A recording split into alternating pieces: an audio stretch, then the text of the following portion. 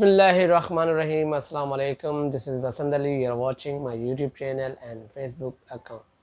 नाज़रीन, मैं आपको अपने YouTube चैनल और Facebook में खुशामदीद कहता हूँ। कल से बल्कि 2 दिन से एक बयान आया हुआ है DGISPR का।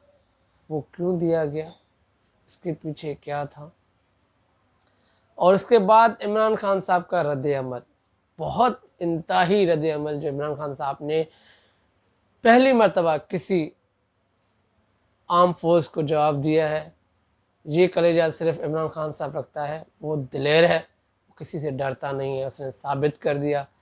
और तीसरी बात जो है, बड़ी अहम बात है कि जो पेट्रोल महंगा हुआ है और सबसे बड़ी बात जो डीज़ल महंगा हुआ है, डीज़ल में इन लोगों ने जो रेट बढ़ाया है 60 रुपये, इनका इम्पैक्ट आने वाले दिनों में कहाँ पर होगा, और गुड्स ट्रांसपोर्ट वाले इसके ऊपर रद्द-ए-अमल क्या देंगे, इसके किराया, तमाम तर चीज़ें जो है कमोडिटीज़ कितनी महंगी होंगी। तो नाज़रीन, सबसे पहले हम स्टार्ट करते हैं। DGISPR ने एक चैनल को इंटरव्यू दिया जिसमें हालांकि कोई ऐसा मौजू नहीं था, ना कोई ऐसी बात चल रही थी।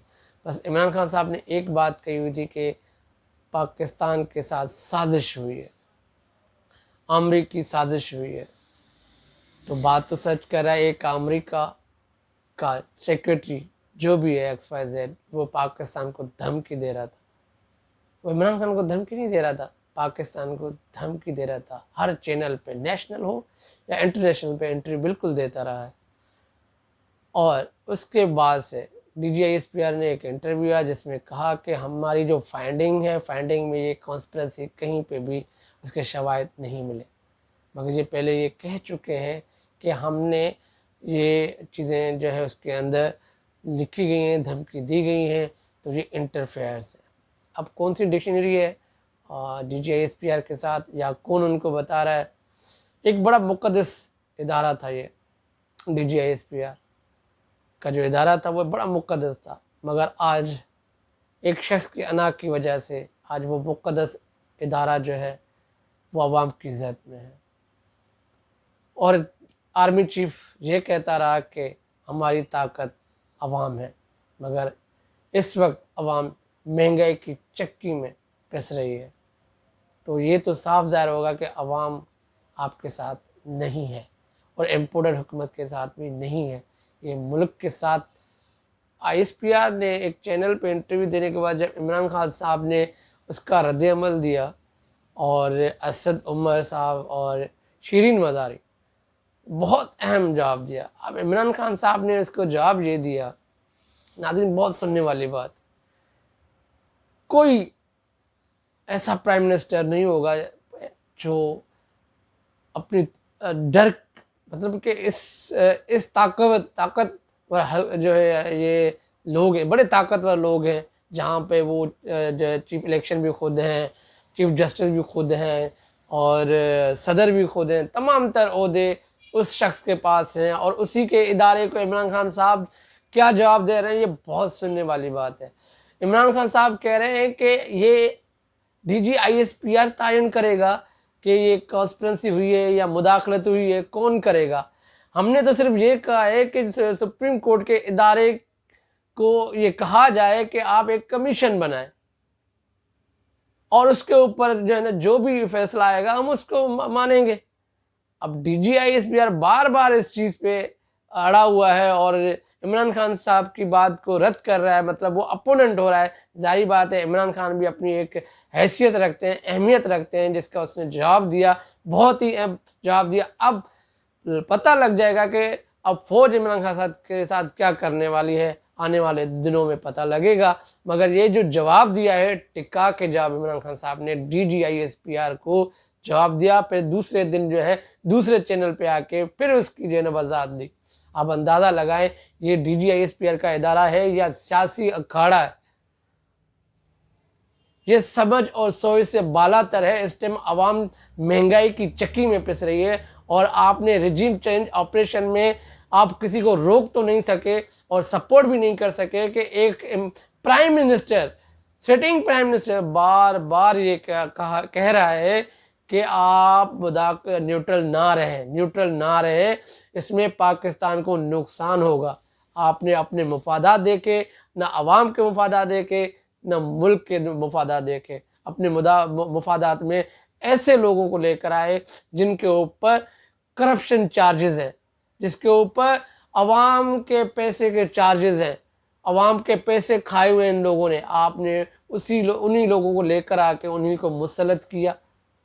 तो नाज़रीन, सबसे पहले ये, उसके बाद असद उमर ने भी यही सवाल किया। असद उमर ने कहा कि हम कह रहे हैं कि जुडिशरी है, इतना इदारा है, अदलिया है, वो बैठे कमेटी बनाए, कमीशन बनाए, उसके बाद जो फाइंडिंग आई वो हम उस पर जो है अमल करेंगे। आपने फाइंडिंग बिल्कुल की है। वो तो इमरान खान साहब ने कहा कि वो उसका पॉइंट ऑफ व्यू हो सकता है, कोई सियासी बयान तो बिल्कुल नहीं है। पॉइंट ऑफ व्यू, आप बार बार पॉइंट ऑफ व्यू, एक ही चीज़ को आप दोहरा रहे, क्यों दोहरा रहे? ये था उसको वहाँ लगा के यहाँ पे पेट्रोल का धमाका कर दिया। अवाम को और इस सियासतदानों को एक चीज़ पे लगा के यहाँ पे पीछे क्या हुआ, रात को 11 बजे महंगाई और सबसे बड़ा एक बम, तीसरी मरतबा ये बम अवाम के ऊपर जेबों पे डाला गया है। अब खुद अंदाज़ा लगाएं तो ये मुल्क के साथ ज़्यादती नहीं है, अवाम के साथ ज़्यादती नहीं है, जिसके अभी खाने के लाले पड़े हुए हैं। हर जो साहिब हैसियत नहीं होता। आप अपने लोगों को देखें, मतलब इट मीन्स कि आपके पास कोई डेटा नहीं है कि आम आदमी और अवाम किस तरह जी रही है, कोई प्लानिंग नहीं है। तो जो है मिलिट्री के लोग, 4 अहम इदारे के लोग बैठे हुए थे, उसके अंदर बिल्कुल जो है कंस्पिरेसी की कोई ऐसी बात नहीं, मगर इंटरफेरेंस तो हुई है। अब इंटरफेरेंस पहले आती है या कंस्पिरेसी बाद में आती है, तो अलग डिबेट है। उसके ऊपर आप कमीशन बना के दूध का दूध और पानी का पानी बना दें। और उसके बाद जब श्री मज़ारिन ने जो बात कही, वो बड़ी सुनने वाली, बड़ी अहम बात है। जब धमकी दी गई थी, धमकी किसको दी जा रही थी? धमकी सिटिंग प्राइम मिनिस्टर को दी जा रही थी, पाकिस्तान की अवाम को दी जा रही थी, या फौज को दी जा रही थी? किसको दी जा रही थी? धमकी होती है, कुछ भी हो, उस टाइम जिस तरह आप जंग के हालात में होते हैं, अवाम आपके साथ होती है।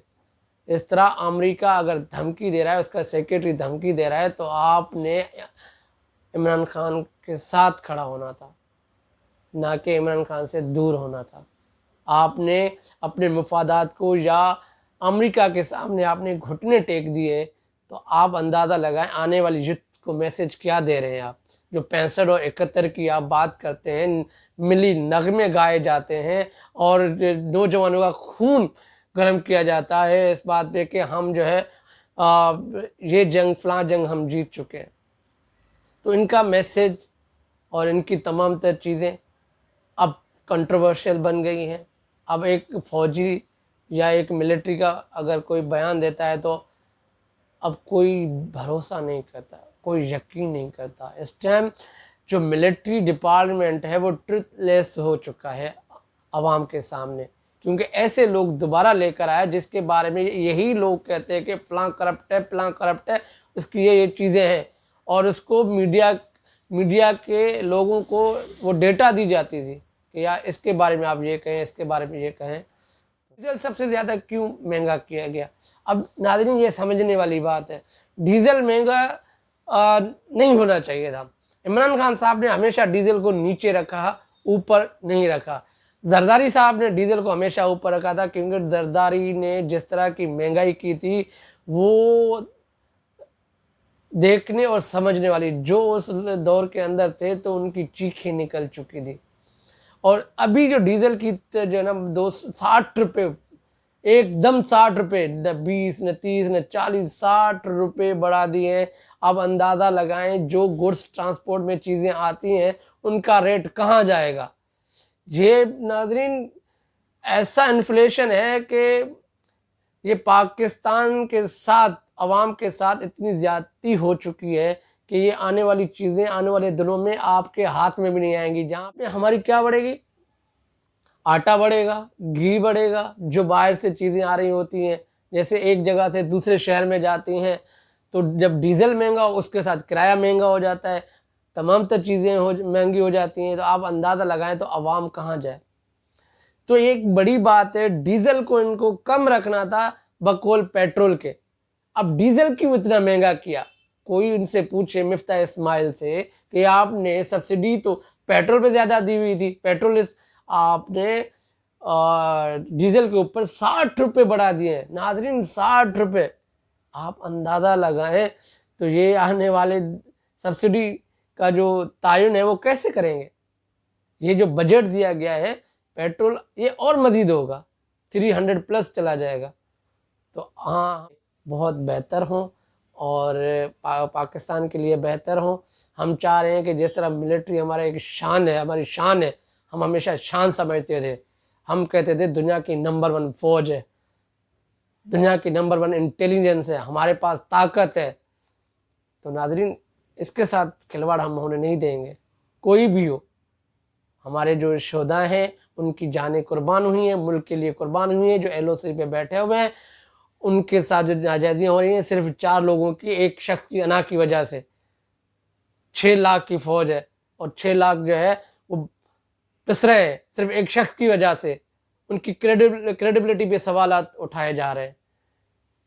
تو ناظرین یہ بہت آنے والے دنوں میں امید کرتے ہیں کہ انشاءاللہ ہم اپنے فوج کے ساتھ کھڑے ہیں، کھڑے رہیں گے، مگر ایک شخص کو ہٹا کے۔